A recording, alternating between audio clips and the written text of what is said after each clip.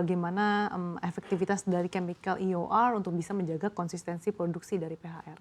Ya, seperti tadi saya sampaikan, chemical EOR ini merupakan salah satu andalan dan boleh dibilang PHR Rokan ini menjadi pionir atau pilot untuk melakukan beberapa percobaan atau beberapa tes di chemical EOR. Beberapa yang tadi saya sampaikan adalah tentang water flood yang sudah sangat terbukti menjadi salah satu andalan, dan ini pernah dilakukan di lapangan terbesar yang ada di PHR, yaitu lapangan Minas, yang kebetulan juga merupakan salah satu lapangan yang terbesar di Asia Tenggara.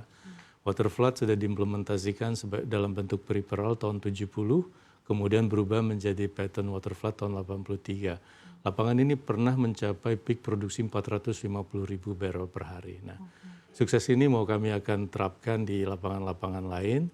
Masih banyak lapangan yang belum dilakukan pekerjaan atau project water flood tersebut. Tentu dengan skala yang relatif lebih kecil dari Minas diharapkan memberikan hasil yang sama. Sejauh ini lapangan-lapangan baru yang sudah dicoba sejak alih kelola ini juga memberikan kinerja yang sesuai dengan harapan. Kemudian tadi ada steam flood, dan steam flood ini akan terus dikembangkan di lapangan Duri. Proyek yang pertama yang dilakukan sejak alih kelola adalah North Duri Area 14, di mana pekerjaannya benar-benar dilakukan oleh seluruh pegawai PHR, jadi TKD-nya 100%, dan ini berhasil di put on injection atau put in service pada bulan Februari yang lalu, dan sejauh ini menunjukkan kinerja yang sesuai dengan harapan juga. Selain itu juga chemical EOR, berbagai proses sedang dicoba dengan target timeline yang cukup agresif mulai tahun ini, tahun depan, dan seterusnya. Nah, semua ini tentu memberikan dampak lain, yaitu kompleksitas bagaimana untuk memanage dengan segala jenis proyek yang berjalan dengan relatif waktu yang bersamaan. Salah satu andalan yang dilakukan oleh PR di sini adalah melakukan digitalisasi. Digitalisasi ini menurut kami adalah satu kunci yang penting untuk mencoba memanage massive operation ini.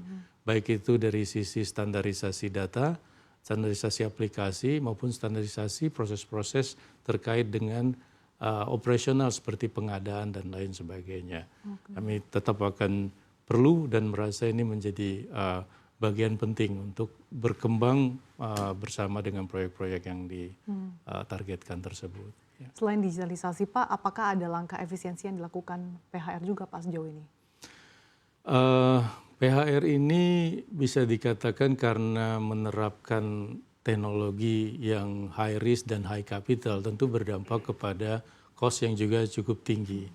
PHR juga menggunakan gas cukup banyak untuk pembangkit turbin untuk mengenerate listrik, mendukung operasi, dan juga untuk mengenerate steam flood untuk kebutuhan proyek steam flood yang tadi kita bicarakan. Nah, ini membuat operating cost yang cukup tinggi relatif dibanding mungkin WK-WK lain.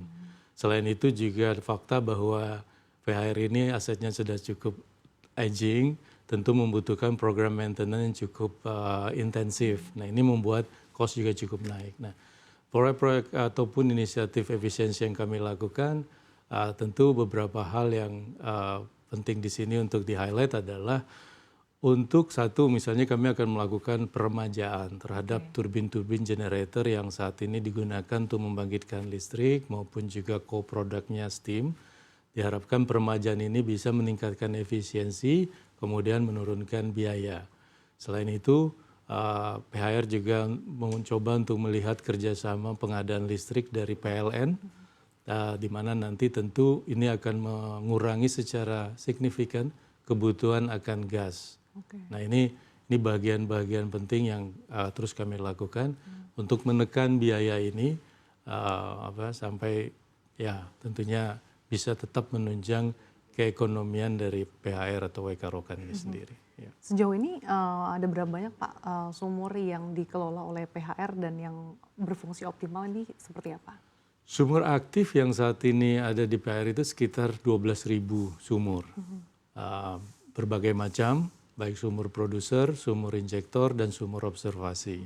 sumur produser juga dengan menggunakan artificial lift yang bermacam tipe juga, karena tadi sudah cukup mature sehingga natural flow tidak ada lagi di PHR dan semuanya membutuhkan artificial lift.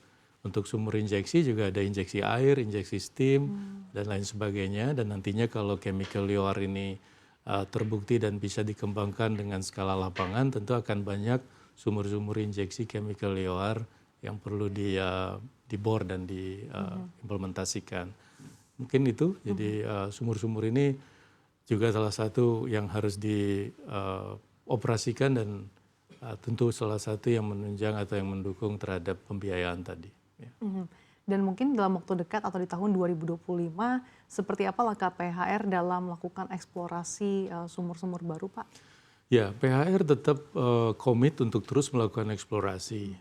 Walaupun PHR berada di Pulau Sumatera, terutama tadi di Riau, yang mungkin sudah puluhan tahun dieksplorasi dan dieksploitasi, sehingga opportunity ini mungkin agak terbatas, katakanlah dibanding Indonesia bagian timur. Tapi sebagai bentuk komitmen tahun ini PHR tetap akan melakukan pemboran eksplorasi sekitar 5 sumur, baik itu sumur baru yang ditentukan tahun ini ataupun carry over dari sumur dari tahun sebelumnya. Nah, diharapkan ini juga bisa memberikan tambahan resources di PHR sendiri, sejalan dengan kebijakan yang ada di subholding upstream.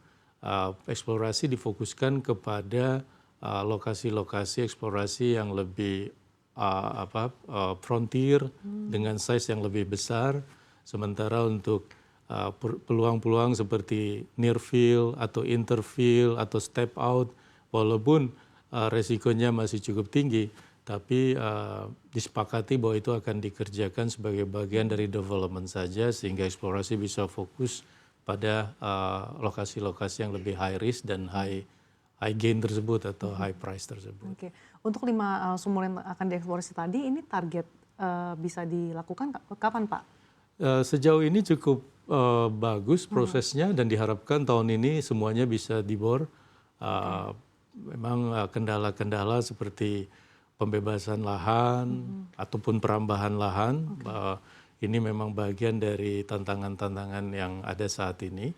Namun untuk 5 sumur ini, baik itu maupun perizinan, AMDAL, PPKH dan lain sebagainya, sejauh ini cukup berjalan dengan tata waktu yang diinginkan.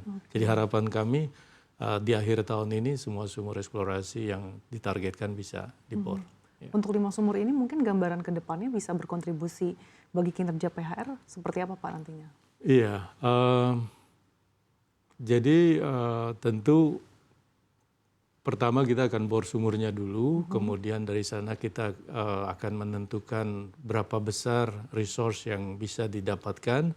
Dari resource itu nanti akan ditentukan plan of development scenario-nya seperti apa untuk menggerakkan resource tersebut menjadi reserve yang siap diproduksikan. Nah, ya kita berharap akan cukup maksimal dari sana, namun secara detail kuantifikasinya baru akan bisa ditentukan setelah nanti plan of development-nya ini bisa disusun dan dibicarakan bersama. Namun tentu harapan kita ini pun bisa menjadi salah satu andalan untuk menggerakkan produksi atau meningkatkan produksi.